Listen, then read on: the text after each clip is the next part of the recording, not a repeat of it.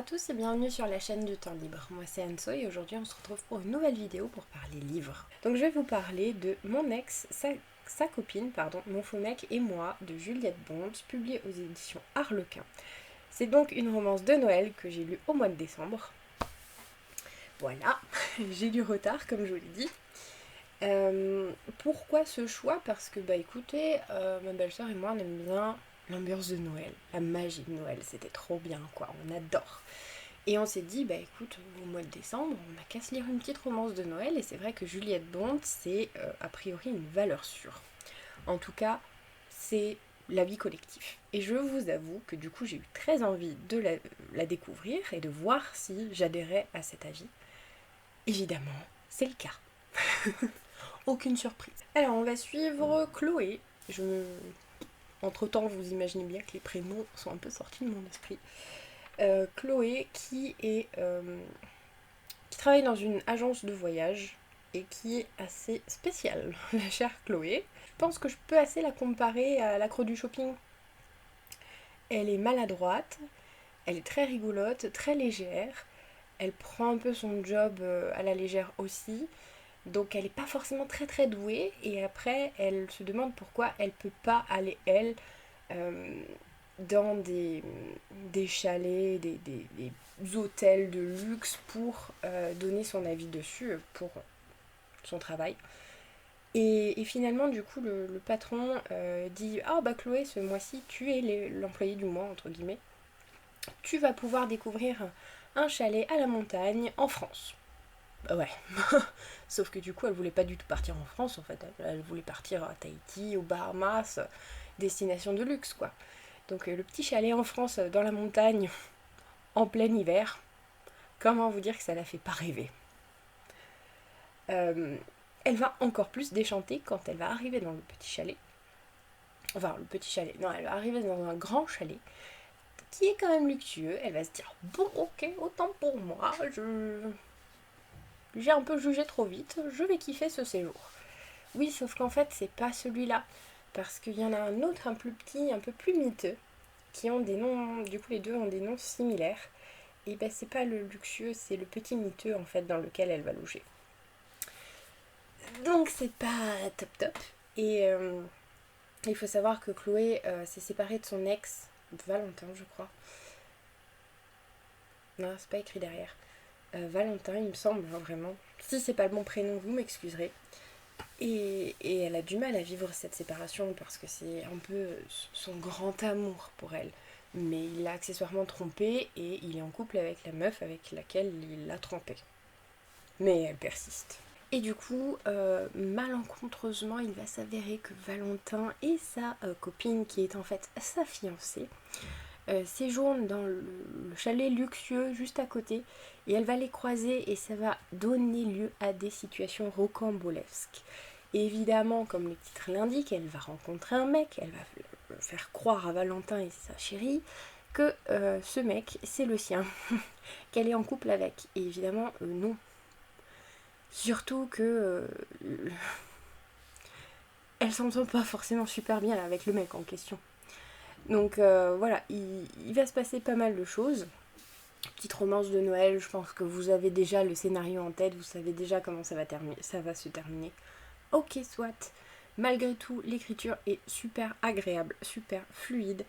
Les pages s'enchaînent et on kiffe, on kiffe. Au début, je me suis dit, mais Chloé, mais je vais pas l'aimer, c'est pas possible. Elle m'a l'air tellement superficielle. Et en fait, elle est attachante, elle est attachante aussi. Et il y a un petit truc en plus qui fait que justement, ces aventures, on se laisse aller dedans, quoi. On les suit avec plaisir. Et on se dit, mais qu'est-ce qui va lui tomber dessus encore? Le seul truc qui m'embête toujours dans ces romances de Noël, c'est que ça se passe pas vraiment à Noël. C'est la période de décembre, ok, et encore c'est après Noël qu'elle part. Oui, mais après Noël, j'ai plus Noël. Donc j'ai tendance à m'énerver quand on vend des livres en prônant la romance de Noël alors que c'est après Noël ou genre en janvier. C'est plus Noël. Il y a peut-être encore un peu l'esprit de Noël, mais c'est pas Noël. Donc ça, c'est le seul truc qui m'a un peu fait tiquer, quoi. À part ça, c'est hilarant en fait. Les scènes des fois sont hilarantes, c'est à pleurer de rire. Et je pense à une scène, et ma belle-sœur pensera à la même scène, où elle se retrouve dans une chambre d'hôtel. Je vais pas vous dire qui, quoi, pourquoi, comment, mais...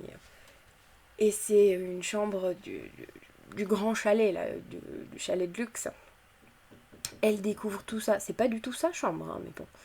Et elle se laisse aller. Elle commence à danser, elle commence à aller prendre sa douche, et puis après elle revient aux serviettes, et puis ta. Ouais, sauf que le gars à qui appartient la chambre, il rentre à ce moment-là. Voilà, comment vous dire que sur le coup, dit comme ça, c'est peut-être pas si drôle, mais vu comme c'est écrit, c'était hilarant. Hilarant. Bon, après, je dois avouer que c'est gros quand même tout ça. Ça fait beaucoup. Mais on se laisse embarquer et on se dit, oui, c'est pas grave, ça passe. Vous voyez ce que je veux dire? Ça fait beaucoup de situations assez extraordinaires, entre guillemets, qui tombent sur toujours la même personne. Et au bout d'un moment, on se dit, non, c'est pas possible, c'est trop. Et on se dit, mais on ne peut pas y croire, ça n'arriverait pas, ce genre de choses. Mais pourtant, à un personnage comme elle, ça peut arriver. C'est ce que je me suis dit en tout cas, c'est qu'au bout d'un moment, ouais, voilà quoi, c'est bon, on peut la laisser tranquille, il va quand même pas se passer ça. Si, il se passe ça. Mais en fait, ça passe. C'est pas grave, ça passe crème. On se laisse aller, on se laisse prendre au jeu, et puis voilà. Après, j'ai bien aimé le fameux faux mec. Même si au début, je me suis dit, waouh, ça promet de sacrées scènes. C'est effectivement le cas. Il a quand même une personnalité qui est attachante aussi. Il a un petit truc en plus qui fait que ça match. Et heureusement d'ailleurs. Et c'est vrai que ce qu'ils arrivent à créer, la petite complicité qui s'installe, et puis leur petite joute des fois, et puis les situations que ça engendre, et ben on se laisse prendre au jeu en fait, c'est ça. La petite romance de Noël, il faut se mettre dans un mood feel good, dans un mood un peu chick-lit, et se laisser embarquer. Voilà, c'est tout. Il faut pas en attendre non plus des caisses. C'est pas The Romance qui va vous faire chavirer, etc.